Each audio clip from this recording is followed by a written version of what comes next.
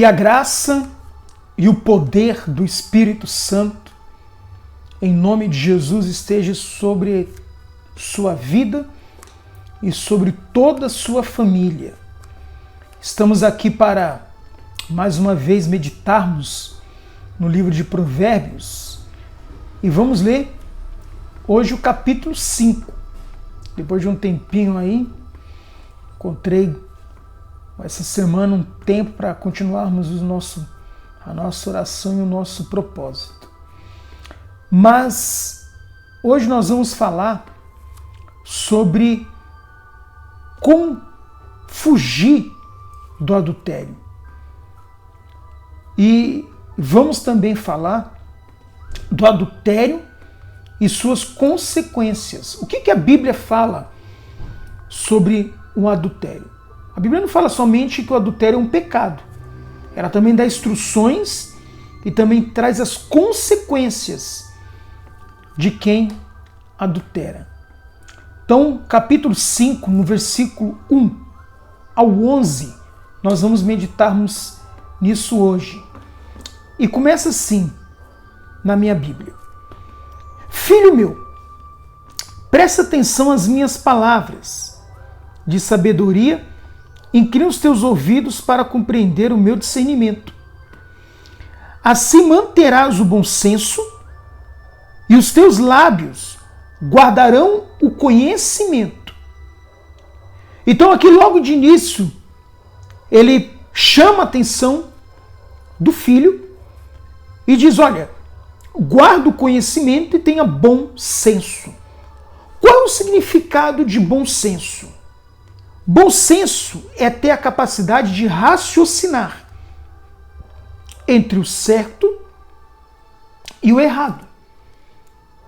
Entre julgar o que é certo e o que é errado. Uma pessoa de bom senso, então, ela pensa, bom, isso aqui não é certo, então eu não vou fazer. Isso aqui não é certo para mim. Isso aqui é errado para mim fazer. Então quem tem bom senso, raciocina, pensa, medita e toma atitude de acordo com o bom senso que tem. Então, continuando, ele fala assim, ele diz no versículo 3, porquanto os lábios da mulher imoral são sedutores e destilam mel.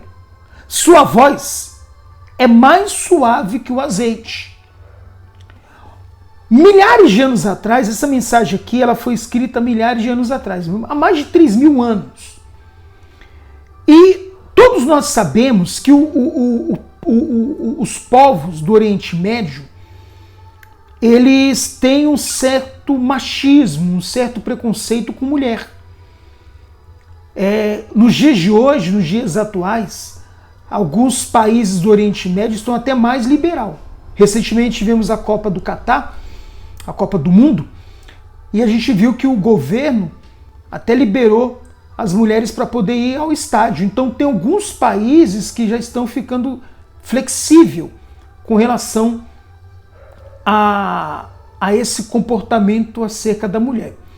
Mas muitos anos atrás, eu acredito que ainda existe nações no Oriente Médio que mulher não pode estar no mesmo espaço que um homem, a mulher não pode ocupar a mesma profissão que um homem, a mulher tem que ficar dentro de casa. Na época dos nossos patriarcas era assim que funcionava, a mulher ela ficava dentro de casa para cuidar da casa, cuidar do lar, da comida e também cuidar dos filhos, enquanto o homem saía para prover. Mas isso não era apenas porque a mulher era auxiliadora.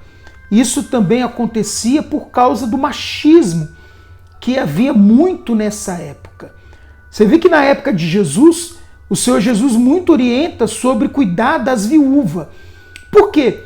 Porque quem trabalhava era o marido, e quando o marido morria, a viúva ficava com a mão na frente e outra atrás.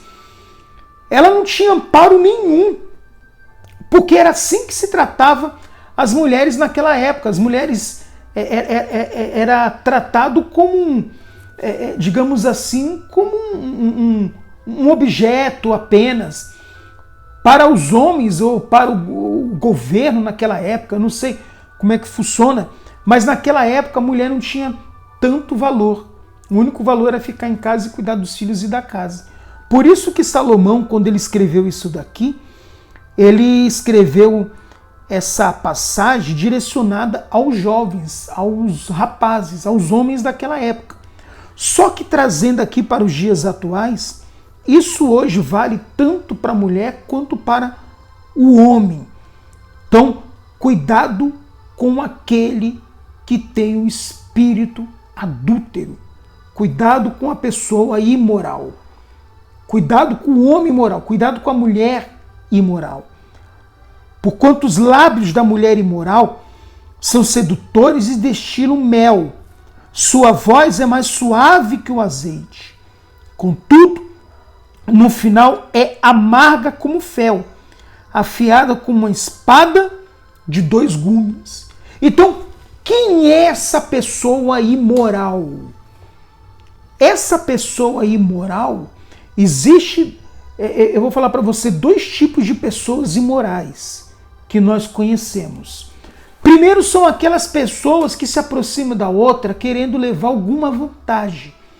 Ela tem alguma intenção, ou tirar o que a pessoa tem, ou destruir o casamento que a pessoa tem, ou simplesmente pelo fato da pessoa não ter caráter. Ela não tem esse caráter, é uma pessoa imoral. O único desejo que ela tem é de se relacionar com várias pessoas. Isso é do caráter dela. Então existem pessoas que têm esse tipo de comportamento. Mas, independente, ou um ou outro, a pessoa imoral, ela chega normalmente com essa conversa mole, com essa conversa de mel, sabe? Muito elogio, bajula, muita cantada. Isso serve tanto para homem quanto para mulher. Então você trabalha ali num serviço, ou até mesmo dentro da igreja, ou na escola, e chega aquela pessoa perto de você e ela vive lisonjeando. Cuidado. Alguma coisa essa pessoa quer. Alguma intenção essa pessoa tem. E normalmente o adúltero, ele não tem intenção nenhuma de fazer alguém feliz. A única intenção que ele tem é de se beneficiar. Ele olha para ele. Ele olha para ele. Alguma coisa ele tem. Então, os primeiros passos são esses. A conversa. A conversa mole, a conversa fiada, a conversa que não tem nada a ver. O puxar do assunto. Então, a pessoa, alguma coisa ela quer.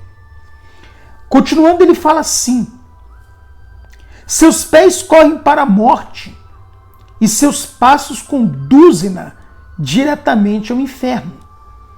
Ela não reflete sobre o perigo de andar por trilhas tortuosas e não consegue enxergar o caminho da vida.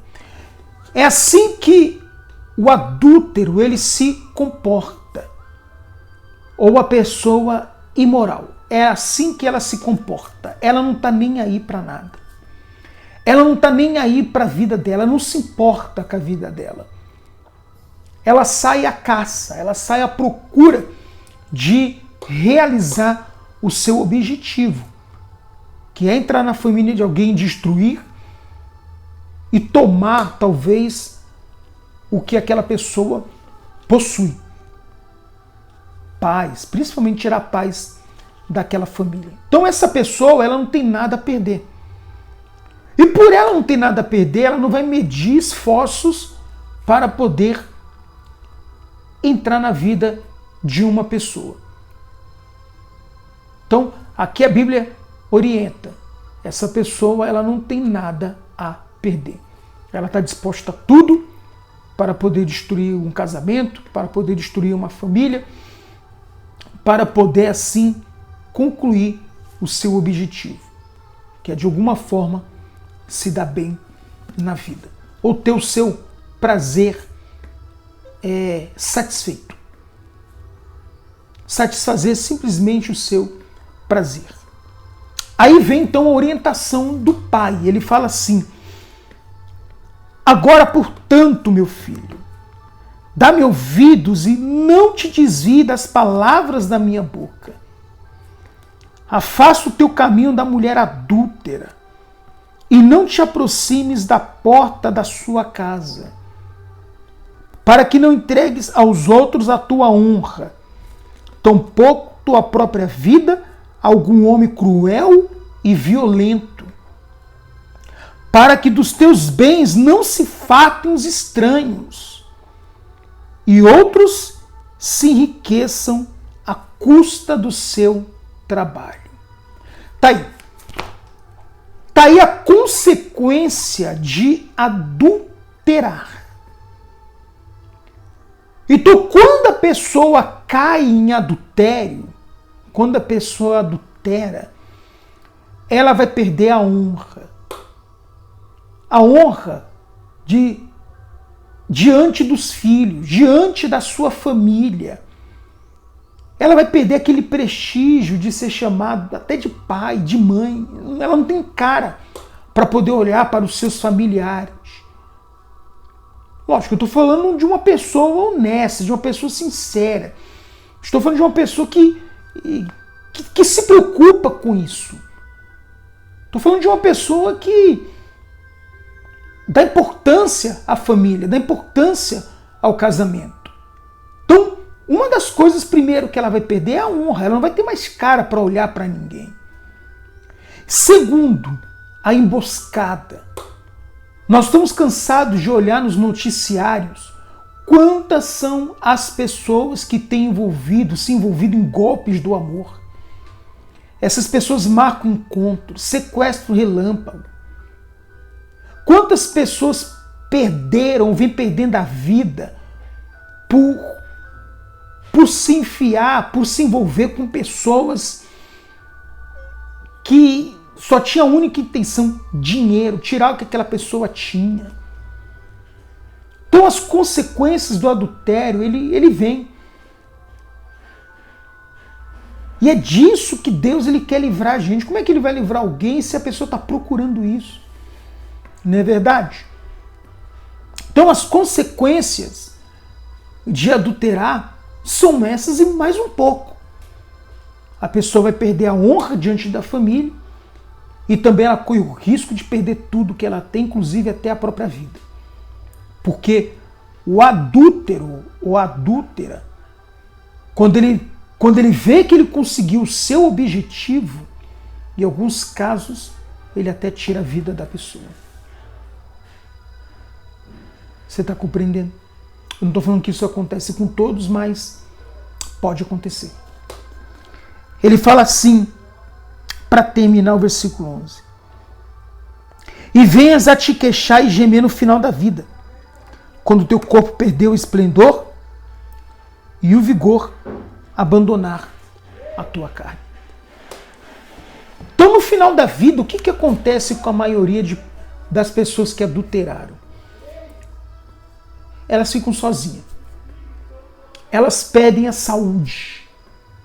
Elas perdem a paz. Elas perdem tudo aquilo que ela conquistou ao lado da sua família, no seu casamento. Ela perde tudo e no final ela acaba sozinha. Nós temos N exemplos de pessoas assim.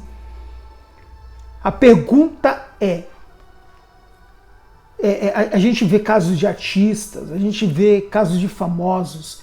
Você acha que a pessoa que não foi fiel ao seu marido vai ser fiel ao amante? O amante vai ser fiel àquela pessoa? Se ela não foi fiel à sua família, ela vai ser fiel? Não vai. Não vai. As consequências do adultério vêm porque ali, quando a pessoa se envolve com uma pessoa adúltera, com uma pessoa imoral, não vai haver respeito. Não vai, por mais que a pessoa quer que haja respeito, não vai haver respeito, porque sempre vai se lembrar dos erros que cometeram. Mas as consequências no final são essas. A pessoa acaba sozinha, acaba doente, depressiva, triste, sem ninguém e sem as coisas que conquistou.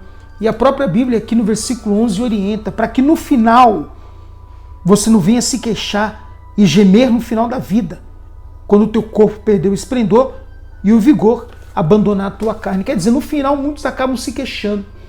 O que eu fiz? Por que deixei minha família? Por que abandonei os meus familiares?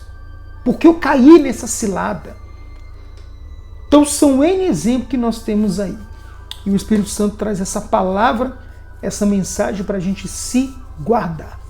Amém? Então, Deus abençoe, fica aí a mensagem, compartilha, dê o seu like se você acha que está acrescentando na sua vida, compartilha com alguém que perdeu o casamento, ou com alguém que está para perder o casamento, a família, e vamos continuar falando mais sobre as coisas de Deus e pedir misericórdia para que Deus nos guarde. Que Deus abençoe e até a próxima.